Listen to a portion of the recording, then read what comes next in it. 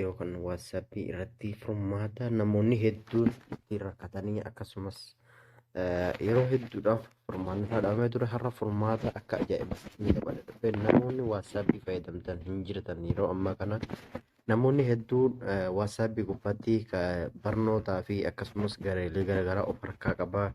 Garuu haa ta'uutii waatsaappiin sun itti fayyadamaa jiru sun yeroo dheeraadhaaf akka carraa lakkoofsi bilbilaa harkaa qabu sun yoo lakkoofsi sun isa harkaa gubate oolee bulee waatsaappii sunii fi gareen ofirraa qabu sun guutumaan guututti jala haqamuu danda'a salphumatti jechuudha. Waatsaappii yookaan lakkoofsaa sun namni biraatti fayyadamee irra cufuu danda'a waan ta'eefuu akkasumas biyya tokkorraa gara biyya tokkotti yeroo galtanillee waatsaappiin isinitti fayyadamaa turtan sun yoo akka carraa isin jalaa cufame deebitanii waatsaappii san argachuu hin dandeessanii barnoonni waatsaappii irratti fayyadamtanis akkasumas gareewwan garaagaraa waatsaappii irraa qabdanis dura san guutumatti isinirraa baduu danda'a. Saniif ani har'a waan furmaata ajaa'iba ta'us ni qabadde dhufee itti dhihaadhaa isiniin jedha. Assalaamu alaikum warahmatullahi wabarakatuh. Jira jirtu baga jiraata isiniin jecha. Akkuma mata dura isin ibsatti furmaata waatsaappii ofiillee yeroo dheeraa barbaadaa ture akka carraa tahee lakkoofsa tokkoon yeroo dheeraa fayyadamaa waatsaappii sana irratti barnoota barachaa gareelee garaagaraa of harkaa qabaachaa garuu yoo akka carraa lakkoofsi sun harkaa gubate waatsaappiin kun guyyaa tokkotti yoo cufame dhiyeeffachuu fi itti fayyadamuu hin danda'u gonkumaa jecha. Sanoof maal kan godhuu qabnu akkasumas ani waatsaappii normaal wayiif warra fayyadamtanii fi waatsaappii warra fayyadamtanis waatsaappii haalaan bareedduudha. Waatsaappii isa kana caalaa waatsaappii bu'aa qabeessa teekinooloojii fi wantoota garaagaraa hedduu of keessatti hammate qaba. Waatsaap bu'aa qabeessa hedduu of keessaa qaba akkasumas waa sheer godhuudhaa fi waan namni sheer godhe salphumatti buufachuu fi waan dheeraa sheer godhuudhaaf hedduu shoora ol'aanaa taphataa jechaadha. Akkasumas siistemoota garaagaraa seekuriitiilee garaagaraa of harkaa qaba. Yoo waatsaappii garuu dafee waggaattillee of haaromsaa akkasumas waggaa asattillee of haaromsuu danda'a garuu osuma wanni sun osuma waatsaappii keessan akka itti fayyadamaa jirtanitti haaromsatanii waan biraa tokko isin gaafatu waan qabu inni mataa isaatii akka isuma keessa qofaadha akka keessa seentanii daawunloodii godhatanii haaromsatan isin gaafata mataa isaatiitu. San waan ta'eefuu siistema garaagaraa qaba.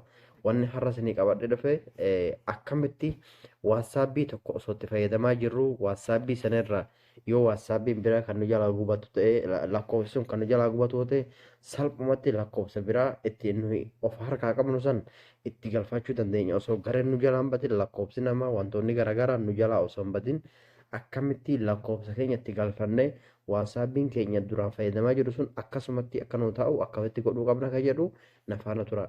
Fakkeenyaaf immoo waatsaappii kana keessa seenaa erga waatsaappii kana keessa seeneen booda dirqama lakkoofsa lama qabaachuun dirqama. Fakkeenyaaf lakkoofsi kun na jalaa gubataa yoo kan shakkitan taatanii lakkoofsa lammaffaa kan harkaa qabdan yookaan biyya tokkorraa gara biyya tokkootti yeroo galtan yoo kan shakkitan taatanii jechaadha. Daftanii of harkaa jijjiiruudhaaf asuma lakkoofsi bilbilaa keessan yookaan isin harka jiru osoo isin jala hin gubatin daftanii lakkoofsa biroo itti naqachuu akka godhatan isin gargaara. Fakkeenyaaf siitingii kana keessa seennaa erga siitingii keessa seenneen booda akka kanatti bakka kana nuuf fida bakka akkaawuntii dhufana fakkii qolfii kana nuuf fida erga asirra nuuf fideen booda kunoo bakka tana nuuf fida ka sadaffaarra jiru tana cheen ginnaan barkee irratti dhoyinaa jecha erga asirra dhoyinee bakka tana next keetti tana dhoyina. Bakka tana dhoyinaa amma asin maal godhuu qabna jalqaba irratti ka duraan waatsaappii kana itti fayyadamaa jiru sanatti naqna. Ka asitti immoo lakkoofsa amma itti fayyadamuuf jiru san itti galchinaa jechaadha. Itti galchina. Fakkeenyaaf duraan dursee lakkoofsi ani itti fayyadamaa jiru dhuma isaa sin garsiisa. Kino lakkoofsi amma ani itti fayyadamaa jiru fakkeenyaaf jalqaba isaa duwwaa 5 duwwaarraan jalqabaa jechaadha. Kaani amma itti jijjiiruuf ka'u garuu duwwaa 5 6 irraan jalqabaadha. Asumatti akka mirkaneeffattaniif jecha waa tokkollee irraan jijjiiru akka shawaddii fi wantoota garaagaraa isinitti fakkaanne jechaadha. Akka waan qabatamaa ta'e akka isin garsiisuuf jecha. Ergasii kunoo bakka kana seennaa karaa jalqabaa kana erga seenneen booda as dhufneeti bakka lakkoofsatti galchinu dhufnaa as ammas karaa gadii tana dhufna nekisti tana tuqnaa asitti amma lakkoofsa kiyya lamaan amma itti fayyadamaa jiruu fi ka haaraatti jijjiirachuu barbaaduun itti galchaa jecha. Kunoo akkuma argaa jirtan lakkoofsa kiyya itti galcheen jira jechaadha. Ka amma dura isin garsiise ka duwwaa 5 duwwaarraan jalqabuu fi ka amma lammata immoo duwwaa 5 6rraan kan itti jijjiirachuuf ka'u jechaadha. San lamaatti galcheen jira amma maalin godhuu qabaa nekistiin godha kallattiidhumaa jechaadha.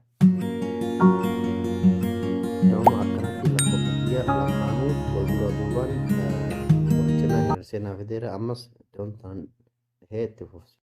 Kunoo koodii kallattiidhumaan naaf ta'e dhufe banate kunoo banannaan lakkoofsa erga siim kaardii sun keessa jiraate kallattiidhumaan koodii kunoo akka jijjiiramee lakkoofsi akka jijjiiramee asitti wal duraa duubaan naaf fideera ka duraa san irraa haqamee ka ammaa haaraatti siif jijjiirameera jecha jira. Isa waan ta'eefuu salphumatti erga kun xumuramee fakkeenyaaf waan barbaadan barreeffattanii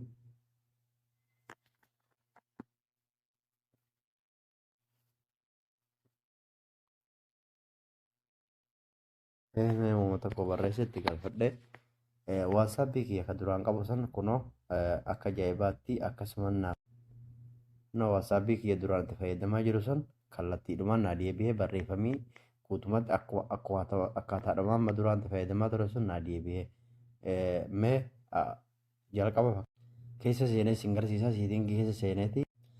Kunoo akkuma argaa jirtan lakkoofsi kiyya duraan ture duwwaa 5 duwwaa ture kun immoo duwwaa 5 6 jechaadha. Akkasumatti salphaadhumatti lakkoofsa keessatti jijjiirachuu dandeessanii ta'abii tokko malee rakkina tokko malee osoo wanni waatsaappii san keessaa wanni tokko isin jalaa badin salphaadhumatti lakkoofsa duraan qabdan itti jijjiiratanii isiniin jedha. Viidiyoon kiyyoo sunitti laayik sheer sabiskiraayib gochuun dagatina. Rabbiin harka keessan barakaatti isinii haa godhuuti. Ammeenyaa fi yookaan walirratti gara jabeenya dhiisaadha. Yeroo namni viidiyoo tokko hojjetee akkanatti isinii ta'abee hojjete viidiyoon kun yoo xiqqaate editii sa'a 2 barbaada.